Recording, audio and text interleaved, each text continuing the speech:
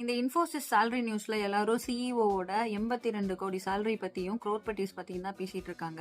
But 2.5 லட்சம் பேர் வேலை செய்யற இந்த கம்பெனில யாருமே நோட்டீஸ் பண்ணாத நம்ம எல்லாரும் மிஸ் பண்ற ஒரு பயங்கரமான ஹிடன் ட்ராப் இருக்கு. அதை கேட்டீங்கன்னா ஐடி ஃபீல்டு இதுதானா அப்படின்னு தெரிஞ்சுப்பீங்க. சரி, ஃபர்ஸ்ட் என்ன நடந்துச்சு அப்படின்னு நான் சிம்பிளா சொல்றேன். இன்ஃபோசிஸோட ஃபினான்ஷியல் இயர் 26 அஃபீஷியல் ரிப்போர்ட் வந்திருக்கு. அதுல 130 எம்ப்ளாயீஸ்க்கு சேலரி 1 crore மேல அப்படின்னு சொல்லி போட்டிருக்காங்க. போன வருஷம் இது 112 இருந்தது, இப்போ 130. அண்ட் அவங்களோட சிஇஓ சாலில் பேரக்கோட சேலரி எவ்வளவு தெரியுமா? 82.6 crore rupees. ஆனா அதுல ட்விஸ்ட் என்னன்னா, இது ஒரு ஆர்டினரி எம்ப்ளாயியோட மீடியம் சேலரியை விட 742 மடங்கு அதிகம் அப்படின்னு சொல்லி சொல்றாங்க. சோஷியல் மீடியா ஃபுல்லாவே, அதுவும் ட்விட்டர்ல எல்லாம் இவங்க போஸ்ட தான் ட்ரெண்ட் பண்ணிட்டு இருக்காங்க. என்னடா ஒரு ஃப்ரெஷருக்கு ஸ்டார்டிங் சேலரி வெறும் 23,500 ரூபாய் தரீங்க, அதாவது ஆவரேஜ் சேலரி சொல்றேன், டாப் லெவல்ல இருக்கிறவங்களுக்கு மட்டும் கோடி கோடியா கொடுக்குறாங்களே அப்படின்னு ஒரு பெரிய டிபேட்டே அங்க போயிட்டு இருக்கு. மேனேஜ்மெண்ட் சைட்ல இருந்து என்ன சொல்லப்படுது அப்படின்னா, டாப் டேலண்ட்டை தக்க வச்சுக்கிறதுக்கு இது தேவை, மார்க்கெட் அப்படிதான் இருக்கு அப்படின்னு சொல்றாங்க. ஆனா நார்மல் மிடில் கிளாஸ் ஆளுங்க சைட்ல இருந்து பார்த்தா இது ரொம்ப அன்ஃபேரா தெரியுது அப்படின்னு சொல்றாங்க.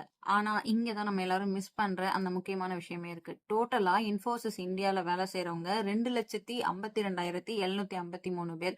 இதுல 1 crore மேல வாங்குறவங்க வெறும் 130 பேர் தான். அதாவது கம்பெனில இருக்கிற வெறும் 0.05% ஆளுங்க தான் அந்த க்ரோர்பட்டி லிஸ்ட்ல இருக்காங்க. அண்ட் இந்த 130 பேர் வளர்ந்தது வெறும் பேசிக் சேலரியில இல்ல, ஸ்டாக் ரிவார்ட்ஸ், அதாவது கம்பெனியோட ஷேர்ஸ்.